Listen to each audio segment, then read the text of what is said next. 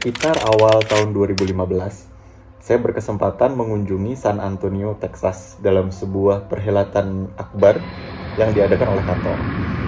Waktu itu saya melihat ratusan pembicara dari berbagai macam negara, dari berbagai macam lintas keilmuan, dan presentasinya bagus-bagus banget. Saya yang waktu itu ada di pojokan penonton, akhirnya menyadari satu hal, betapa banyak yang saya masih belum pahami dari seni berbicara. Selama ini, public speaking atau seni berbicara di depan umum adalah salah satu hal yang nggak pernah saya pelajari betul-betul secara serius karena merasa saya sudah berani bicara, saya sudah biasa berbicara di depan publik. Tapi ternyata saya salah.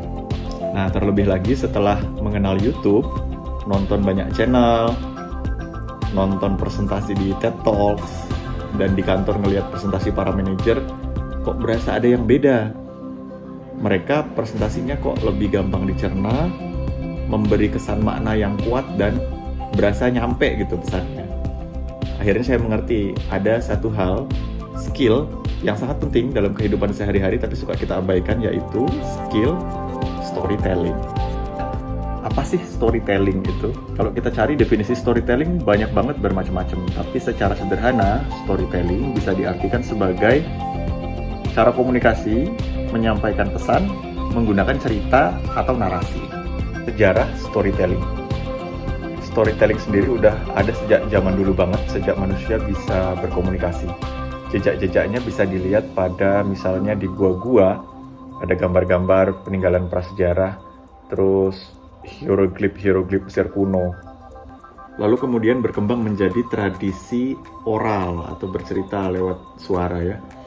Seperti banyak kita dengar dongeng-dongeng, di setiap bangsa-bangsa punya dongengnya sendiri-sendiri, disampaikan secara turun-temurun, dan banyak disisipkan pesan-pesan moral lewat dongeng-dongeng itu.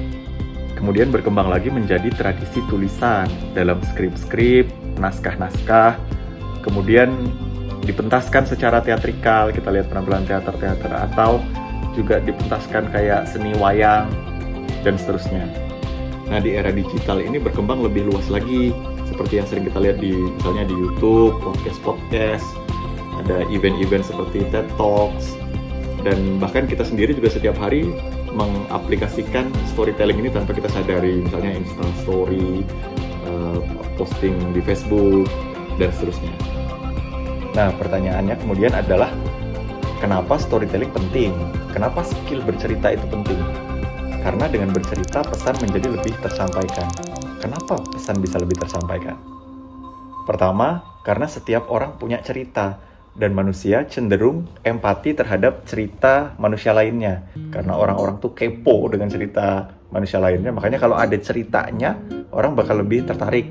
Kedua, ketimbang data, manusia tuh lebih suka cerita.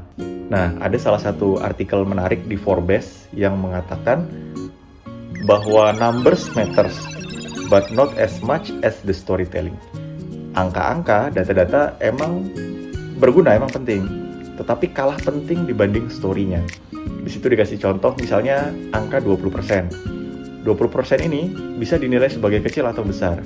Misalnya, statistik hari ini kemungkinan 20% Jakarta hujan. 20% di sini kan sense-nya kayak, wah kecil nih, dikit aja kok kemungkinan Jakarta hujan. Tapi kalau diganti dengan ceritanya, 20% dari orang dewasa terancam terkena penyakit jantung yang parah.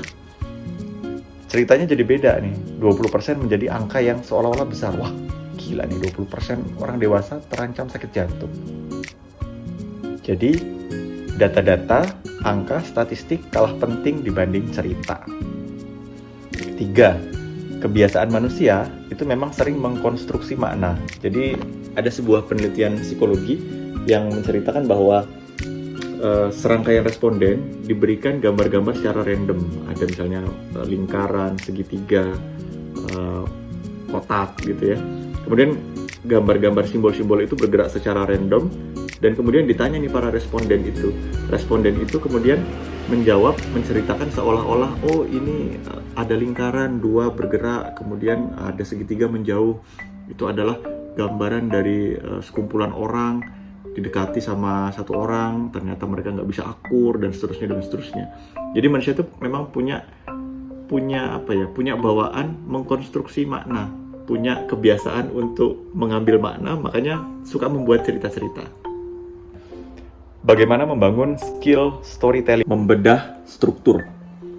Kita biasakan diri kita nonton video orang-orang yang piawai bercerita, piawai menyampaikan pesan. Misalnya, contoh paling gampang, lihat video-video presentasi di TED Talks, cari di YouTube. Tetapi jangan cuma nonton. Pada saat kita nonton, kita bedah strukturnya. When I was 9 years old, I went off to summer camp for the first time, and my mother packed me a suitcase full of books. Bagaimana openingnya, bagaimana pesan yang disampaikan, bagaimana cara orang ini mengambil kesimpulan, bagaimana dia membangun cerita-cerita dalam statistik-statistik, dan seterusnya. Biasakan menulis. Dengan menulis, kita membuat pikiran kita yang tadinya ruwet jadi terstruktur. Dengan menulis, memudahkan kita juga membedah struktur apa yang akan kita sampaikan. Salah satu struktur cerita yang bisa kita copy adalah struktur cerita dari Pixar, rumah produksi film yang kita semua udah tahu terkenal banget ya. There isn't a question quite as universal in the history of cinema as what makes Pixar so great. Sebuah cerita yang baik, kata Pixar, strukturnya begini. Yang pertama, once upon a time, until one day, because of that, and finally. Suatu hari ada kehidupan yang biasa. Once upon a time, ada seorang petani biasa yang hidup dalam kehidupan yang biasa. And then one day, sampai suatu ketika, masuk tantangannya. Sampai suatu ketika datang perampok yang mengambil semua hartanya. Kemudian because of that, karena tantangan itu, orang tersebut jadi begini begitu. Kemudian because of that lagi, karena itu dia berusaha berjuang untuk menghadapi tantangan itu.